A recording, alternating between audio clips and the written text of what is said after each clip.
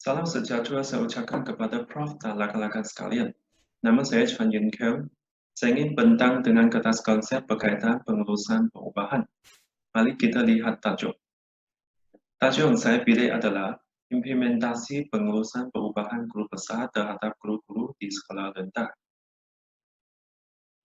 Mari kita lihat abstrak. Tujuan kertas konsep ini adalah untuk mengenal pasti implementasi pengurusan perubahan oleh guru besar terhadap guru-guru di sekolah rendah. Terdapat tiga dimensi bagi kedua-dua jenis korpus ini dapat dibezakan, yaitu komunikasi dan tindakan perubahan, pembentukan persekitaran bermakna, dan penambahbaikan prestasi organisasi.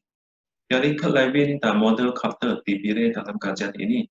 Di dalam kertas konsep ini dapat memberi implikasi kepada KPM, institusi latihan perguruan, pemimpin sekolah dan guru-guru untuk meningkatkan keberkesanan dan terus kekal bersaing dalam cabaran arus globalisasi. Seterusnya kita lihat pengenalan. Menurut Gill, kepimpinan yang berorientasikan perubahan telah menimbulkan keprihatinan. Anderson dan rakannya pula berpendapat pengurusan perubahan menjadi semakin jelas dan nyata pada tahun 1990-an. Bassett dan Gibson pula menyatakan setiap organisasi perlu berubah untuk meningkatkan keberkesanan dan terus kekal bersaing. IS-25 telah diperkenalkan pada tahun 2015 dari konteks sekolah. Skala penambahbaikan pada sistem sedia ada adalah bertujuan untuk meningkatkan kemenjadian murid dan mentransformasikan sekolah kepada lebih berkualiti. Guru besar perlu yakinkan para guru menerima perubahan dengan menghasilkan ciri transformasi sekolah dari aspek produktiviti, kreativiti, dan inovasi. Seterusnya kita lihat teori Kurt Lewin. Terdapat tiga fasa dalam teori ini, yaitu pencairan, perubahan, dan pembekuan.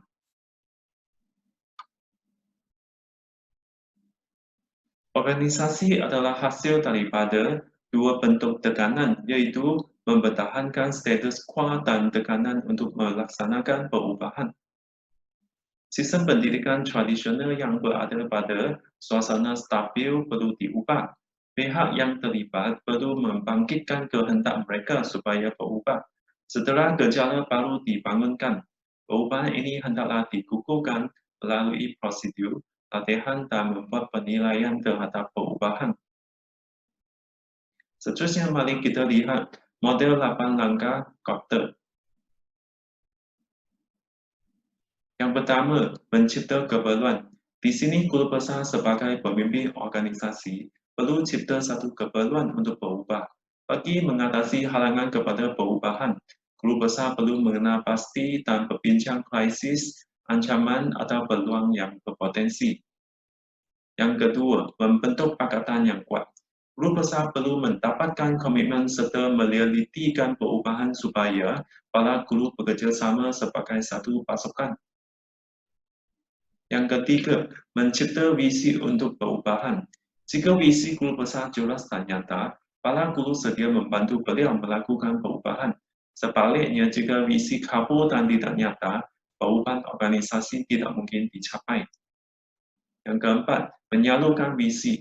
Sekiranya visi dan strategi perubahan cukup meluas dan jelas, ahli kumpulan akan menyokong dengan menunjukkan sikap dan tingkah laku yang diingini.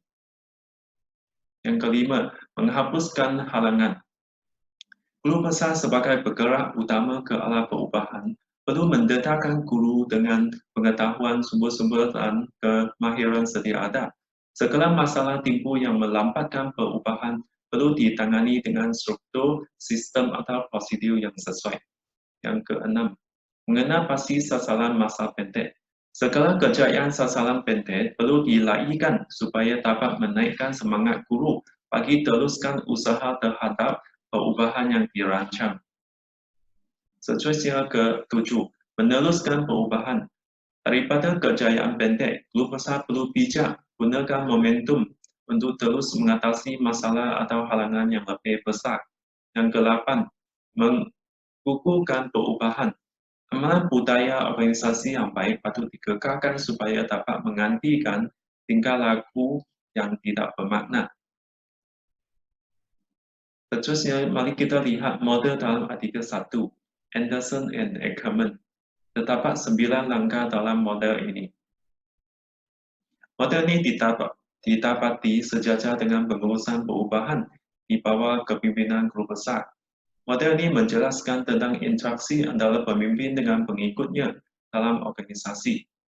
Yang pertama, pemimpin bersiap sedia untuk memimpin perubahan. Yang kedua, pemimpin mencipta visi, komitmen, dan strategi organisasi dengan jelas. Yang ketiga, pemimpin mereka bentuk objektif organisasi berdasarkan keperluan semasa. Yang keempat, pemimpin merancang strategi yang ingin dicapai dalam organisasi. Yang kelima, pemimpin menganalisis kesan terhadap perubahan. Yang keenam, pemimpin merancang dan mengurus strategi perubahan. Yang ketujuh, pemimpin implementasi pengurusan perubahan. Kedelapan, setiap kejayaan yang diperolehi perlu diraihkan. Dan kesembilan, belajar dari kesilapan dan pembetulan. Seterusnya, mari kita lihat model dalam artikel 2, Using System Theory as a Theoretical Framework. Sistem teori ini menyatakan jika sekolah gagal mencapai objektif yang dihasratkan, ia akan membawa kesan negatif kepada ekonomi negara. Sistem pendidikan yang berprestasi rendah di Afrika Selatan telah memudaratkan pembangunan ekonomi di negaranya. Kemelesatan ekonomi telah mengakibatkan kadar pengangguran yang tinggi, buruh tidak mahir meningkat, dan status kehidupan yang tidak stabil juga meningkat. Menurut Fullen, masyarakat kompleks memerlukan pengurusan perubahan yang terakhir. Sesiapa yang menolak perubahan mesti dipimpin dengan cekap. Anderson berpendapat, perubahan jangka pendek dan jangka panjang perlu dilihat secara dinamik. Slide ini akan menunjukkan daftaran kajian dari artikel 1. Mari kita lihat penjelasannya. Daftaran kajian analisis menyatakan perubahan kepimpinan diklasifikasikan kepada 3 dimensi. Perubahan kepimpinan guru besar telah menunjukkan perbezaan jantina, yaitu dengan nilai T 2.065 dan nilai P 0.039. Nilai T3 guru lelaki lebih ketara daripada guru perempuan terhadap perubahan kepimpinan guru besar. Fenomena ini dapat dibuktikan melalui pembentukan persekitaran bermakna dan penambahbaikan prestasi organisasi. Sementara itu, perbezaan yang tidak ketara dalam komunikasi dan tindakan perubahan. Seterusnya, mari kita lihat artikel 2, yaitu Leadership Development, a level for system-wide education change. Mari kita lihat penjelasannya. Daftaran kajian analisis oleh Leadership for Learning Program, yaitu LLP, berdasarkan 4 faktor, yaitu 1.1, pempestarian amalan profesional. Yang kedua, peningkatan kolaborasi. Yang ketiga, peningkatan pembangunan personal. Yang keempat, penambahbaikan kefahaman di daerah.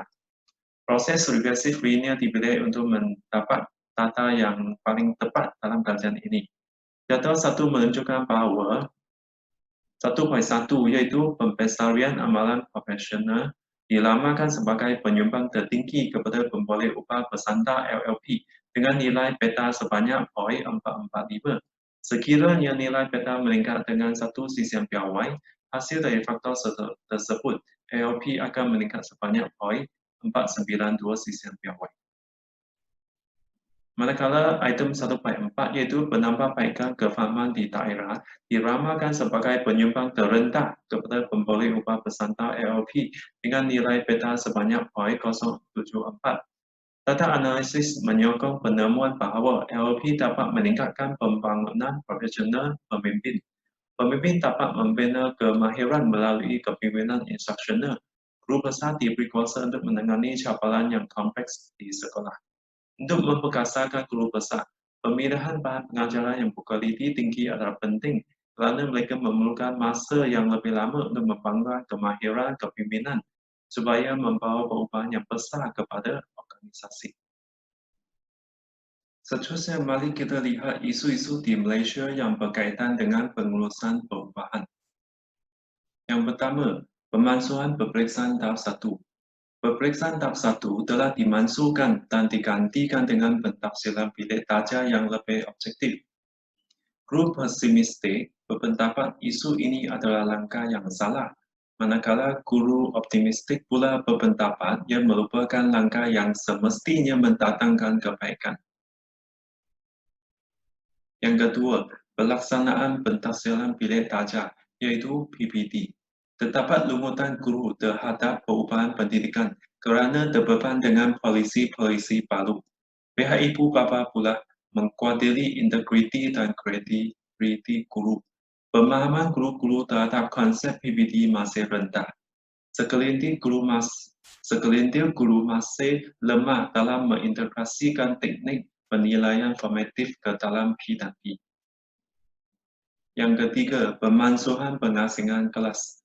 Pemansuhan ini telah digantikan dengan 4 laporan, yaitu pentafsiran PHSK, pentafsiran UPSA, pentafsiran PBD, dan pentafsiran psikometrik. Guru berpendapat murid yang lemah kurang memahami maklumat dan tidak dapat melengkapkan diri berbanding murid cemerlang. Malahan guru baru kurang cekap dalam membangunkan potensi murid secara adil dan saksama dengan adanya bentuk kelas yang terlibatnya murid cemerlang dan murid lemah. Seterusnya mari kita lihat implikasi terhadap sistem pendidikan Malaysia. Yang pertama, pihak pengubah dasar. Perubahan pendidikan harus dirancang teliti dan menyeluruh serta mengambil kira kesan jangka pendek dan jangka panjang. Pihak pengubah perlu mengenal pasti skop perubahan, intipati utama serta kaedah yang digunakan. Pihak KPM pula harus menjelaskan tujuan dan maklumat perubahan pendidikan bagi mengelakkan penyalah tafsiran sesuatu perubahan. Seterusnya kita lihat pihak pentadbir. Pentadbir perlu memastikan faktor dalaman dan faktor luaran mampu memberi kesan positif kepada kejayaan pengurusan perubahan pendidikan. Seterusnya kita lihat latihan guru-guru. Bagi menangani kecairan maklumat, latihan dalam perkhidmatan bengkel serta taklimat disalurkan tepat pada masanya supaya dapat menyempurnakan proses perubahan pendidikan. Seterusnya mari kita lihat kesimpulan. Sistem pendidikan kini mengalami berbagai perubahan. Tujuannya adalah untuk menjadikannya lebih berkualiti dan bertaraf dunia. Maka di seluruh semua pihak dapat mengurus perubahan secara berkesan dan mencari strategi penambahbaikan supaya membantu ke arah kecemerlangan organisasi. Justru itu, guru besar harus mempunyai kemahiran komunikasi dan kemahiran soft skill serta bijak mempengaruhi guru-guru ke arah perubahan pendidikan untuk membawa kejayaan dalam pelaksanaan pengurusan perubahan yang berterusan. Ini rujukan yang saya cari. Sekian, terima kasih.